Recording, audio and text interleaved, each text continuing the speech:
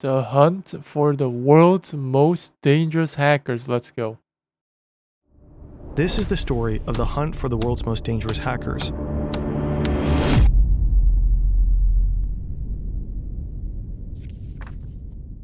Prologue. The Bears. Once upon a time, there were 5 bears. Okay. They all lived in Russia. Each one was different in the things they liked and in the things they did. But they shared one important trait. They were all seriously dangerous.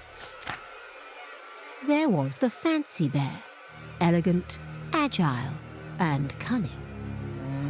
Oh, GG. Then came the lazy bear, who liked nothing more than making himself comfortable in other people's homes, just to lie in wait. Oh, GG. The berserker bear was obsessed with energy, all kinds of energy, and all the things it could be used for. The voodoo bear had mastered an entire arsenal of dark Bro is arts. tweaking. And last, but not least, the toxic bear. Definitely Toxic? not Are you one toxic? to mess with. Stop being They toxic, were bro. all fearless fighters. Nasty creatures that sent shivers down the world's spine. Even in the most distant lands, people knew of them and feared them.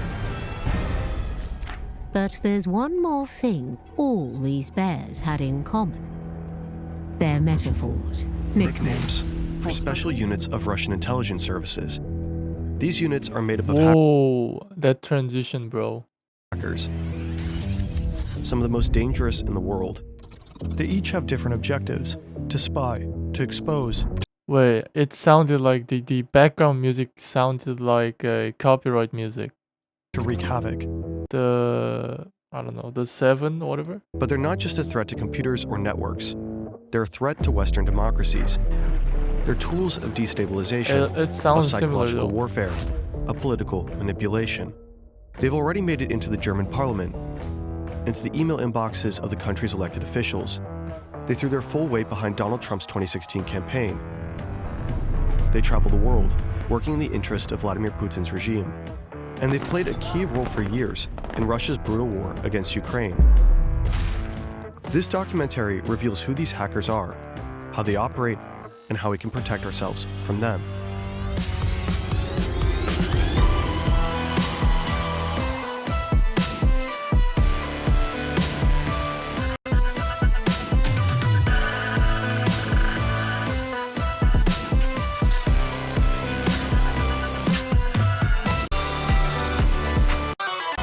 Is largely based on a fantastic German-speaking podcast, Der Mann in Merkel's Rechner, by German investigative journalists Hakan Tanriverdi and Florian Fada.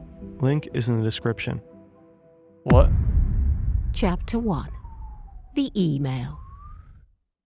This story begins with that little line above the E, and with Claudia Haidt. She was working in Berlin back then as an assistant to a member of the Bundestag, the German national parliament.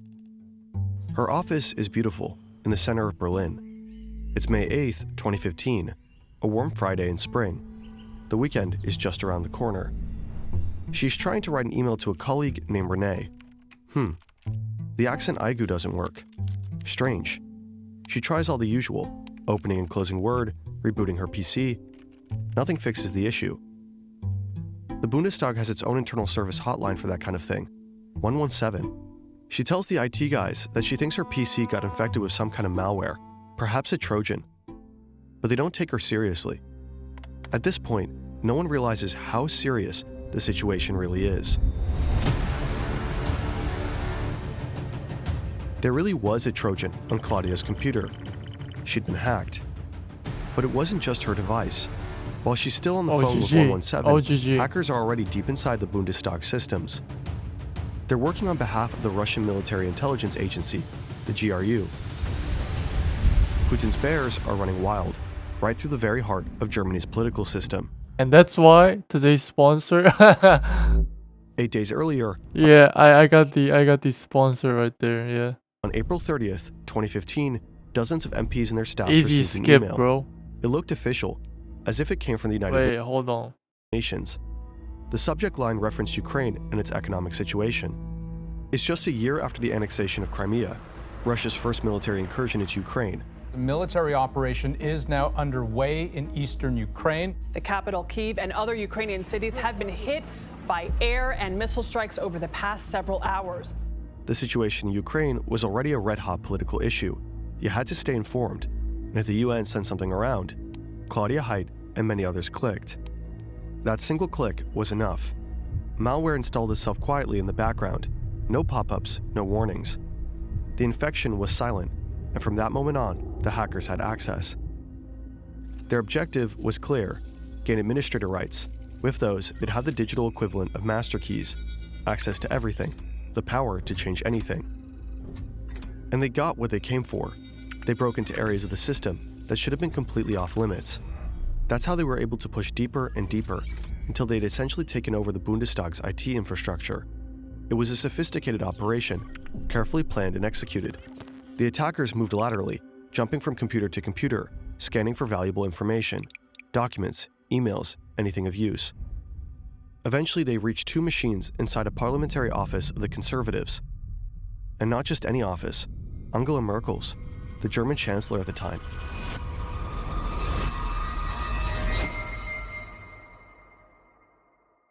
The Bundestag hack is one of the most serious cyber attacks in German history. It will set off a large-scale international investigation and eventually arrest warrants that had once seemed unimaginable. And yet, inside the Bundestag itself, the attack goes unnoticed for quite some time. Back to that Friday afternoon call with 117. Claudia is frustrated with how unhelpful the first hotline call had been, so she does what most people do in that situation. She calls again, hoping the next person might actually understand what's going on. But even the second person on the line doesn't take her seriously. Angry and fed up, Claudia decides to just shut down her PC and go home. It is Friday after all, and the weekend has already begun.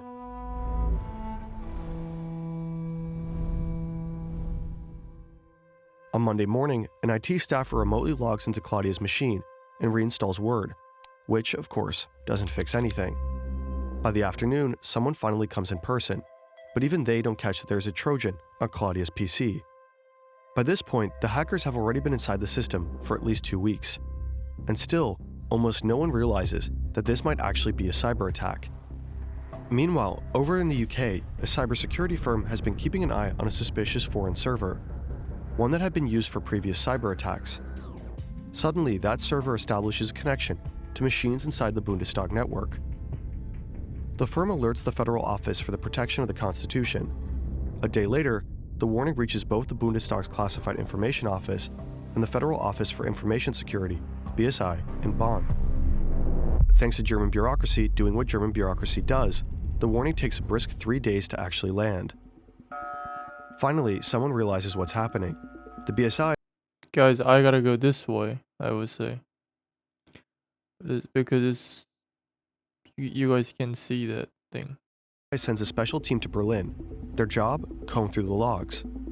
Those are automatic records on computers that track what happened, when, and how. Which programs were opened, what was clicked, what ran in the background. All of it. The BSI team needs to figure out 3 things. Is this a major attack? Yes. What are the hackers after? Probably stealing data. And are they still inside? Very much so. The team doesn't hesitate. They shut down the entire network. From the outside, it looks like someone just ripped the plug out of the wall. Claudia watches her computer power off like it has a mind of its own, like it's haunted. She half expects the lights to flicker next. That same day, Der Spiegel broke the story, the first media outlet to report on the cyber attack. Can we see the... Okay. Politicians found out from the news, not from internal channels. From that moment on, chaos took over. Lawmakers were furious. No one could work properly. No emails, no access to documents, no reports. And this isn't a movie. You don't just kick the hackers out and move on. The network is giant, messy, and hard to control. Messy? The response team had to fight their just way kidding. through it, trying to stop any further data theft and wrest back control. It took weeks to clean the system. During that time, MPs and their staff could only use certain parts of the network. No one knew if the hackers were still reading their emails. Important notes were suddenly written down by hand again, just to stay safe. The Bundestag's IT security was clearly overwhelmed. It faced intense criticism in the months after. When the dust finally settles, the investigation into the perpetrators begins, and the trail points to Russia right from the start. On Claudia Height's computer, investigators find malware called X-Tunnel. X-Tunnel functions like a real tunnel, a direct continuous link that allows attackers to access the network whenever they want. Inside the code, analysts uncover connections to a server believed to be used by a group known as APT-28. APT stands for Advanced Persistent Threat. It's a label used for hacker groups that are not only highly skilled, but also extremely patient. The kind of intruders who don't just strike and vanish, but stay deeply embedded, sometimes for years. By all accounts, APT-28 is a Russian group, and it also goes by another name, Fancy Bear. Fancy Bear operates under the GRU, Russia's military intelligence service. The group is notorious. Wait, what is GRU? This is where they work, in what's known as the aquarium. Oh my god, I just moved on here right side and now you're... Oh, okay, that's GG. In Moscow. No one knows who they really are. No names, no faces, not even how many of them exist. But one thing is clear. They do whatever it takes. They'll stop at nothing, not even the computer of the sitting German chancellor. Ironically, it's there, in that highly sensitive office, where one of the hackers slips up. They managed to break into a computer in Angela Merkel's outer office, her personal machine, her inbox. It's exactly what they were after. To extract the emails, one of the hackers writes a custom program. The tool is designed to copy your Outlook inbox and send that copy to a server they control. The program is Yo, am I stupid or I'm not getting it? I don't understand, like, who's hacking who? And, like, who's hacking who? And what information is stolen? I don't get it. What? called brianski.business. But there's a problem. While coding, the hackers make a mistake. To locate and extract the files, brianski.exe needs to follow a specific file path. And that path includes the words Abgeordnetenbüro. Wait, I know this. So slash means like it's a root directory, and dot you go back to the wait, no. Oh, so behind this line it's gonna be root directory, but wow, that's so long. It's like multiple folders and files. Slash Abgeordnetenbüro. But the program doesn't recognize the German U. Instead, the character shows up as a garbled symbol, a question mark followed by RO, so the program can't find the folder. Okay, that's insane. You don't know Shows up as a you. garbled You don't know you. But the That you.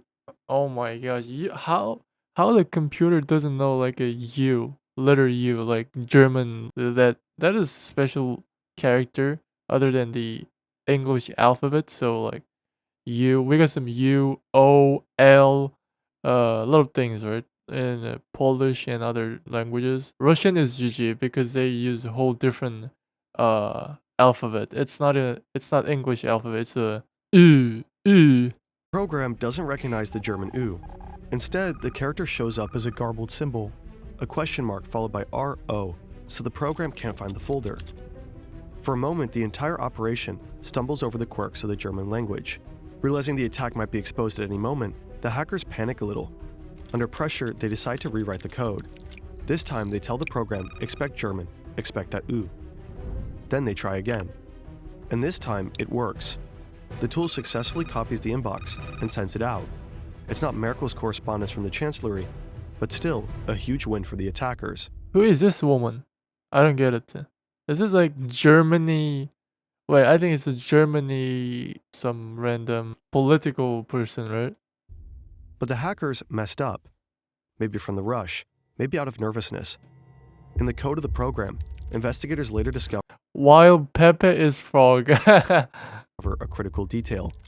The hacker forgot to delete the Nyanket. name of the computer he was working This on. is The path fine. reads C users Scaramouche. Scaramouche is a clown-like character from Italian theater Oh, GG. People might also recognize the name from Bohemian Rhapsody. Oh, okay, okay.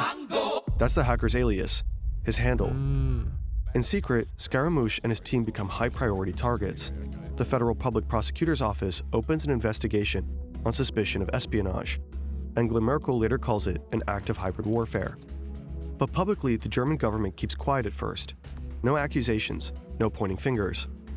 In total, around 16 gigabytes of data is believed to have been stolen from the Bundestag network, though no one knows for sure. 16 gigabytes doesn't sound like much, right? Just an old USB stick. But in context, it's a lot. Especially if we're talking only emails. 16 gigabytes contains a staggering amount of information. Is that really the end of the world, though? A little espionage here and there, business as usual. Sure, they stole some files, but what could they really do with that? Then came the US presidential election in 2016. Putin's bears shows what they're really capable of. The Clinton campaign won't confirm or deny the veracity of any of the emails posted by WikiLeaks. What lines they're willing to cross, and just how much chaos a few gigabytes can unleash. Chapter 2. The Orange.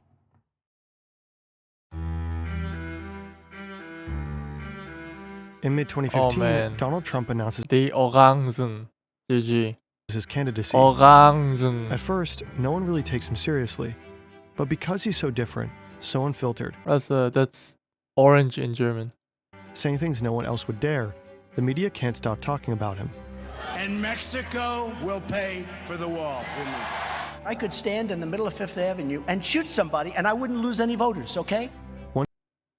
What the heck?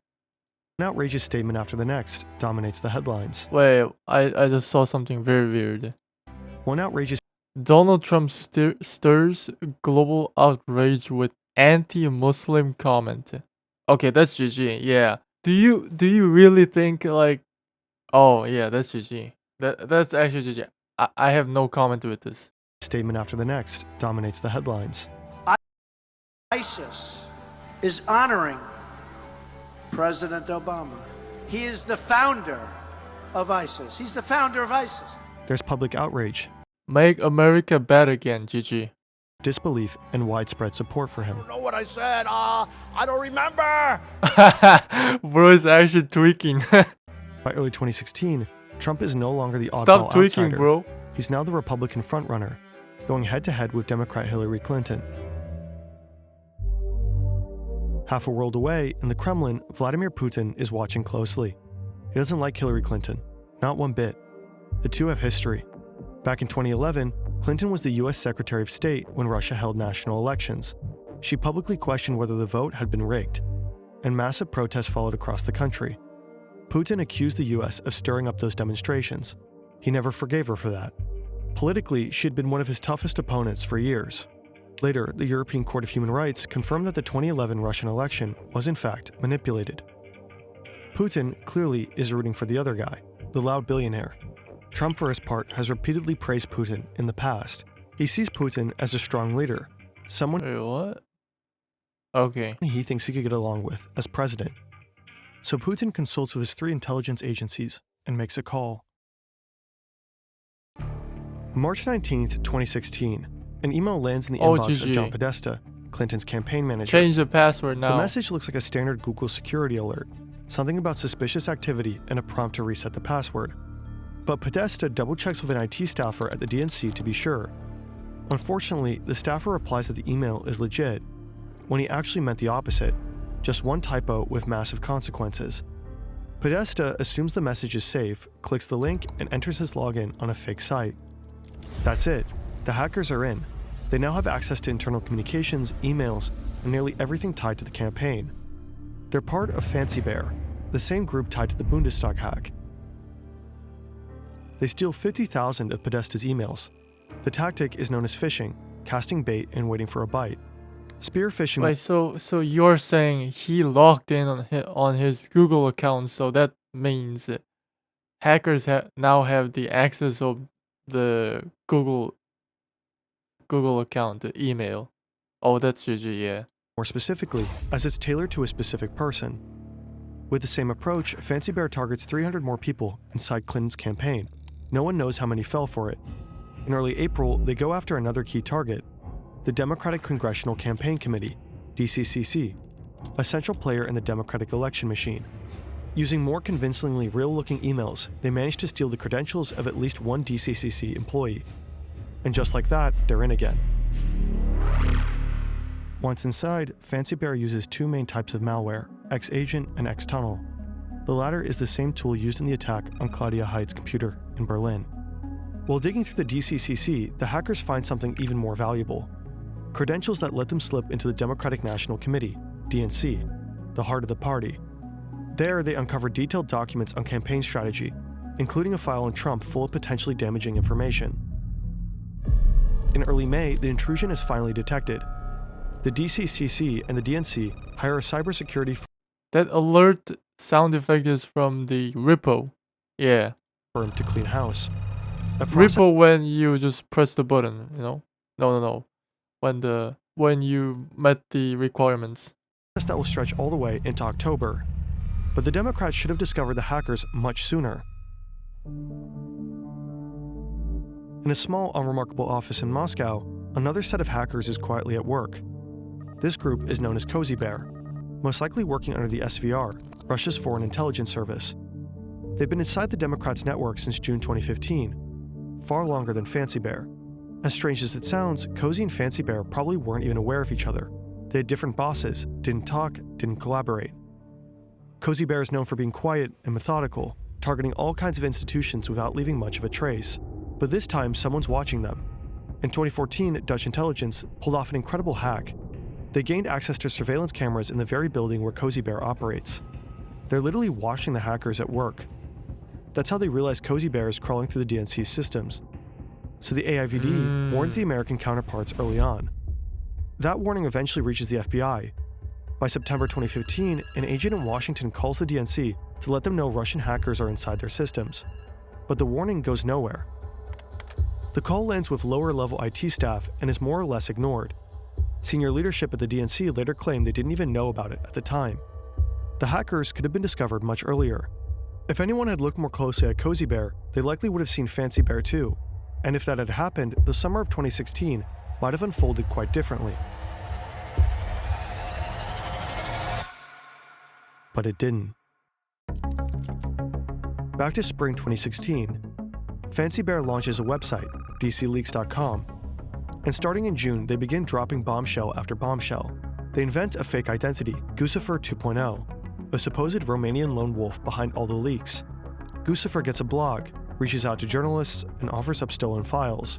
The DNC hack dominates the headlines. It becomes breaking news on TV. Suddenly, internal dirt from within the Democratic Party, rumors, backroom deals, tensions is out in the open.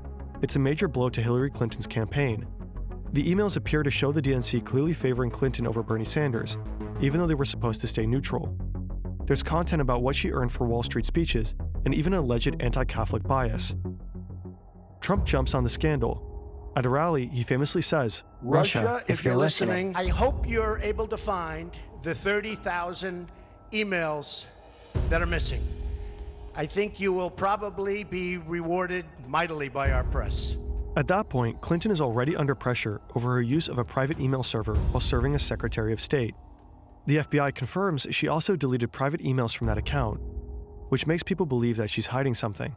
Trump seizes the moment, tying that controversy to the flood of new leaks. That very same day, Fancy Bear sends 76 spear phishing emails to Clinton's staff. The impact of the leaks on Clinton's campaign is huge, maybe not the deciding factor, but they definitely give Trump a boost, over and over again. What started as chaos turned into something more focused, a clear attempt to help Donald Trump. Just over a month before Election Day, the hackers hand over John Podesta's emails to WikiLeaks. And then, week after week, those emails are released strategically, some more dramatic than others, but all grabbing headlines. The constant drip of leaked material creates a lasting impression. Something shady is going on inside the Democratic Party. Clinton loses momentum. She's forced to shift her message and constantly defend herself, in the press and directly against Trump in public debates. The leaks are part of something bigger. Fancy Bear is supported by a digital army of trolls, for example, operating out of this building in St. Petersburg. They flood social media with manipulated content and polarizing posts. Some even succeed in organizing real-life protests across multiple US cities. Hillary Clinton loses. Donald Trump becomes president. It's nearly impossible to measure how much influence the hacks and disinformation had, whether they tipped the scales.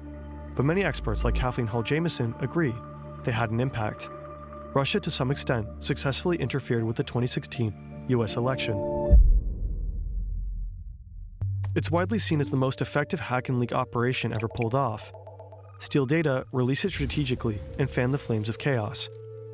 The idea that states spy on each other isn't new, but taking that intelligence and throwing it into the public to deliberately sway an election, that's something else entirely. If hackers can get their hands on internal data, release it at the perfect moment, and shape public opinion, what does that mean for the future of democracy? If a foreign power can mess with the core of another country's democratic process, that's not just hacking, that's destabilization. And it's part of a broader pattern made to erode public trust in democratic institutions. Democracies are at a disadvantage in this fight. A dictatorship can flood the internet with state media, bots, fake accounts, leak operations, and watches the public sphere and open society fragments and turns against itself. Meanwhile, inside the authoritarian regime, nothing wobbles. Dissent is crushed quickly and publicly. The United States only realizes what just happened after the elections have already passed. The CIA, FBI, and NSA compile their findings in a highly classified report. In early 2017, a redacted version is released to the public.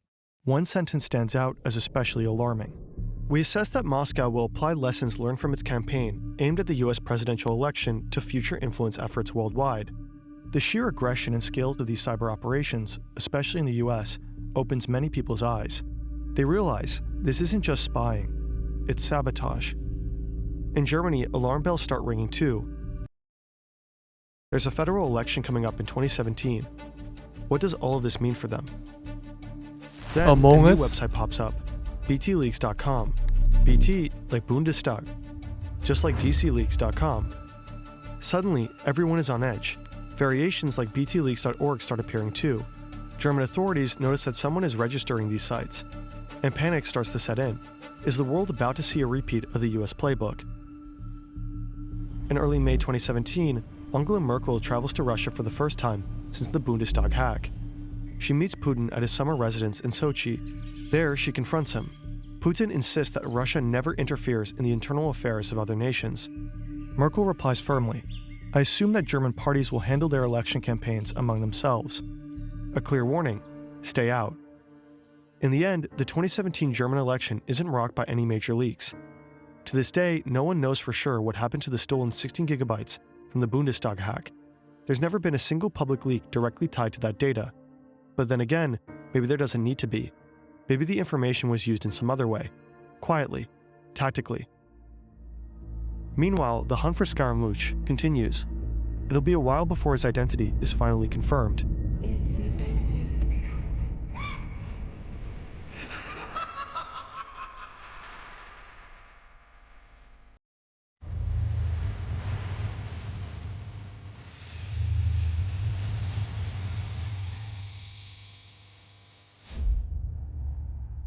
Some of his colleagues aren't so lucky.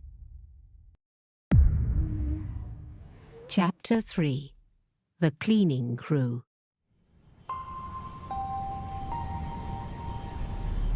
April 10th, 2018. A passenger plane from Moscow lands at Schiphol Airport in the Netherlands. Among the passengers, 4 Russian men. They look like typical business travelers. Alexei Minin and Oleg Sotnikov, both in their 40s, seem cheerful. Behind them walk 2 younger men, Yevgeny Sebryakov and Alexei Morenits. According to their passports, they're diplomats. A sharply dressed man Yo, from the Russian your embassy pronunciation meets them in arrivals sounds like and Russian. escorts them out of the airport. But But they aren't here on official duty. They're part of a special unit, trained to carry out covert foreign operations.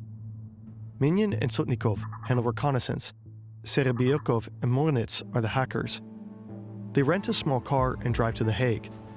They stop at an electronics store to buy a heavy-duty 12-volt battery and a charger, then check into a hotel. The next day, Minin heads to OPCW, the Organization for the Prohibition of Chemical Weapons. That's an international body that investigates chemical weapons use and checks compliance with global conventions. The OPCW has just finalized its report on a high-profile case. Sergei Skripal and his daughter Yulia were found unconscious on a bench in Salisbury, UK, after being poisoned with Novichok, a nerve agent developed in Russia. The OPCW report confirms the British findings. Minan scouts the site. He photographs the OPCW building and the Marriott Hotel next door. 2 days later, April 13th, the group plans to strike. Time is short. What they don't realize is that they're being watched. From the moment they set foot into the country, they've been under surveillance by the Dutch Military Intelligence Service, MIVD. For the original version of this documentary, we interviewed a senior MIVD official. Due to rights restrictions, we had to cut those segments from this adaptation. He couldn't help but grin when describing their transport, a rather small car for a bunch of guys, tightly cramped in there. The agency follows them closely, but how did they even know to look for them? Apparently, the MIVD received intelligence that members of APT-28 would be flying in. Fancy bear again. According to The Guardian, the original tip may have come from British intelligence. April 13th, the operation begins. The four men drive to the Marriott Hotel and park close to the OPCW building. The car's rear faces the compound. The trunk is packed with equipment. The battery and a voltage regulator power a computer, which is connected to a laptop in the front. Serebryakov and Morinets use it to execute the hack. The key component is a flat panel Wi-Fi antenna hidden under a jacket, connected via USB. It mimics the OPCW's real Wi-Fi network. Devices inside might auto-connect, believing it's legit. Once they connect, the hackers can steal credentials. With those, they could slip into the OPCW's internal network. The likely goal, steal or undermine the Skripal findings, or discredit the organization through a leak. But they don't get that far. Dutch authorities move in. 2 unmarked vehicles roll quietly onto the lot. Then, sudden action. Doors fly open. The 4 men are taken down. One tries to destroy his phone, kicking it repeatedly, but fails. Then comes the search. There's a plastic bag filled with trash from their hotel room, beer cans, receipts, a half-hearted attempt to cover their tracks. Also, 20,000 euros and $20,000 in crisp bills. Most incriminating of all, a taxi receipt in Morinense's bag, documenting a ride from the GRU barracks to the airport on the day of departure. The team's devices tell an even bigger story. One phone was activated just the day before their trip. Its first signal pinged a tower right next to the GRU headquarters. The laptops reveal a broader mission trail. Serebryakov had been in Lausanne in 2016, likely targeting the World Anti-Doping Agency. Breaking news out of Lausanne, Switzerland, where Russia has been handed a 4-year ban by the World Anti-Doping Agency. In December 2017, he was in Kuala Lumpur, where he reportedly tried to hack the Malaysian police, the agency then investigating the MH17 plane crash. Malaysia Airlines flight MH17 crash-landed in eastern Ukraine. That flight was brought down by a Russian-made missile over eastern Ukraine, and the team wasn't planning to stop at the OPCW. They had train tickets from Utrecht to Bern, Switzerland, likely headed for the Spies laboratory, which was also analyzing Novichok. Sometimes hackers need to get physically close to their targets. Sending phishing emails isn't enough. You need to know what kind of networks are in place, what security measures are active, and sometimes even watch the people going in and out. German journalists have nicknamed them the cleaning crew because they show up after something major has gone wrong and try to clean up or spin the story. For the MIVD, this was a major win, and they decided to take it public. Usually they don't disclose their operations, but this time they had a press conference 5 months later.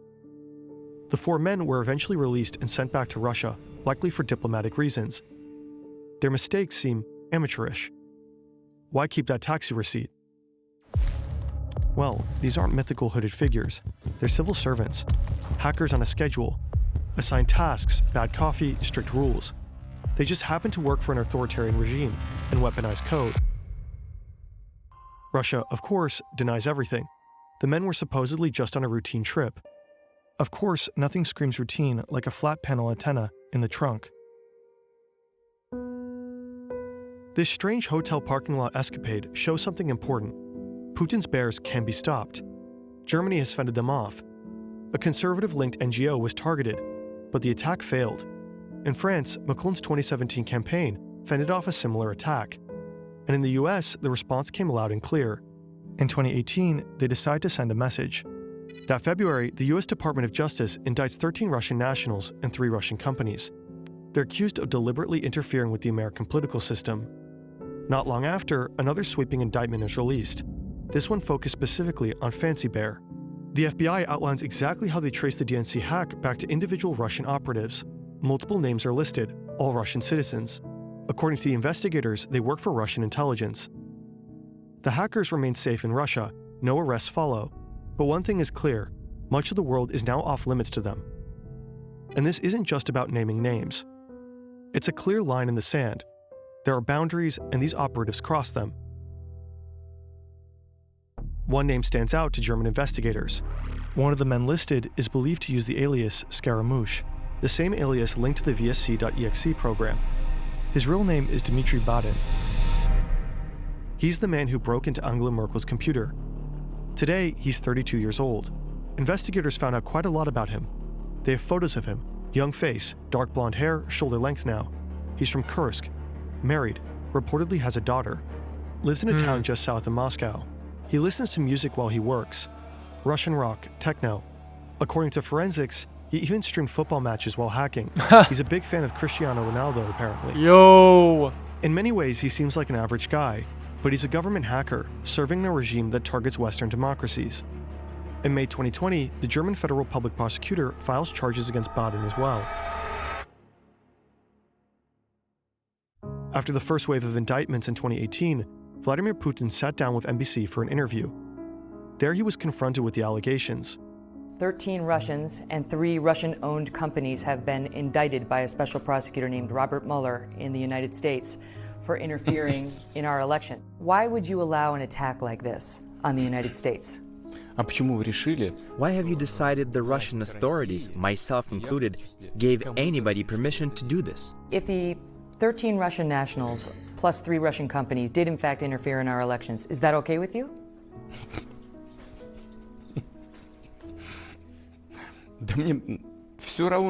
I don't care. I couldn't care less. Putin's bears were never captured. Their operations weren't dismantled. This isn't a story with a clean, satisfying ending. Well, he doesn't Quite the care, opposite. yeah. Chapter 4. The Satellite. Bro, how long is this video? Okay, I'm almost there.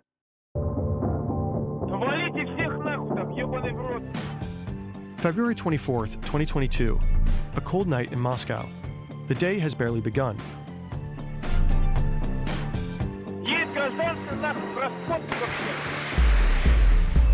A quiet man heads to work earlier than usual. He's riding the metro.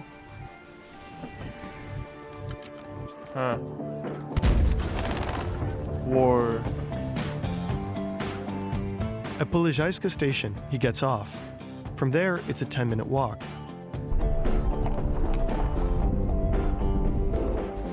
He's a little on edge, lights a cigarette. He works for the GRU, in the aquarium.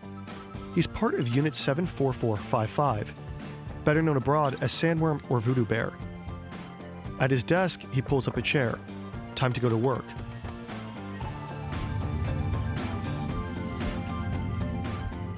He and his colleagues have spent months preparing for this moment. Now it's just a few final clicks.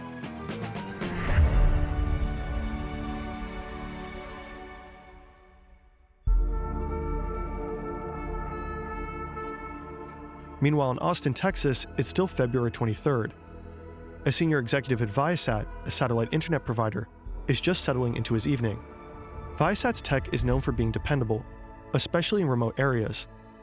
Suddenly, his devices start lighting up with automated warnings. They're coming from Ukraine. 2 of Viasat's ground stations are under attack, flooded with malicious data packets. Internet from satellites doesn't actually come from space. It's routed through ground stations. If those crash, nothing gets through. And now they're overwhelmed. So overloaded they can't deliver connectivity at all. But the Voodoo Bear operative in Moscow isn't finished yet. These kind of attacks can sometimes be fended off, but this one keeps escalating. Internet providers usually have remote access to their customers' modems. That's how they push software updates. That access, of course, should be highly secure. In Viasat's case, it wasn't. Voodoo Bear had already infiltrated months earlier. The hackers send a command to the modems, forcing them to download malicious code that wipes login credentials stored on the devices. Without those credentials, the modems can't authenticate, can't connect, and go completely offline. The attack spreads fast. The senior manager stares at his screen in disbelief. 30,000 modems across Europe are now nothing but e-waste. In Germany, 5,800 wind turbines go offline. In a small village in Sweden, the internet vanishes. And in Ukraine, Viasat's biggest customer is the military. Suddenly, across army installations, there's tension. The communication infrastructure is being hit. Right as reports flood in from the borders, Russian troops and armored vehicles are pouring in. The invasion, long looming like fog, has begun. Ukraine is hit from 3 directions. Missile strikes, commands are shouted, and amid the chaos, a terrifying thought spreads. What if the comms go down? What if the command dashboards fail? Surveillance feeds cut to black. The Viasat attack was a highly effective cyber strike, perfectly timed with the invasion, but for Ukraine, it wasn't a new experience. Ukraine has been in Russia's cyber crosshairs for years, not just since the invasion in 2022, but dating back to 2014, after the annexation of Crimea. That year, Russia tried to hack Ukraine's elections. Wait, are these like 4 different stories or a single story that has like 4 chapters? In 2015 and 2016, because that's what it said on the video. Voodoo Bear took down parts of the country's power grid, each time for hours. In 2022, they tried again. This time, they failed. Russia often tests tactics like election interference in Ukraine before deploying them elsewhere. That's why Ukraine is sometimes called Russia's cyber test battlefield. The war has now been raging for over 3 years, and all of Putin's bears are involved.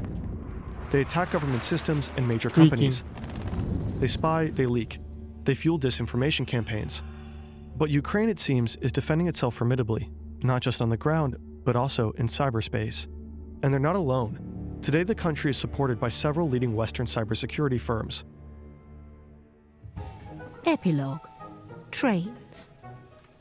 Putin's bears are still out there, as dangerous as ever. Hagen Tanreverda is one of the journalists we interviewed for this video. Not long ago, a colleague of his received a mysterious leak. A batch of internal documents from a Russian company called NTC Vulcan. It supplies Russian intelligence services and the military with cyber weapons of all kinds, and their internal documents are chilling. Among other things, Russia seems to have been mapping out what to do once a territory is conquered, how to bend it, break it, remake it. Beyond that, they're experimenting with control over foreign critical infrastructure. For example, they're testing if they can slow down trains. And if you can slow down a train, well, then you can speed it up too. One thing is certain. We haven't heard the last of the bears, not by a long shot. And in the years ahead, we'll have to stay alert. Learn to spot their traps, their tricks, their carefully laid bait.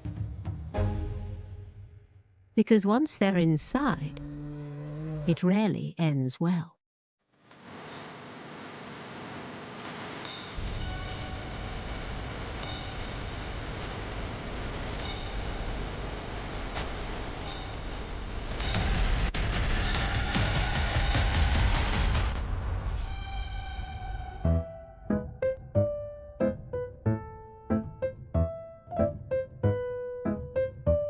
Wait, so you're saying it's the hackers are from Russia? Are they're Russian hackers?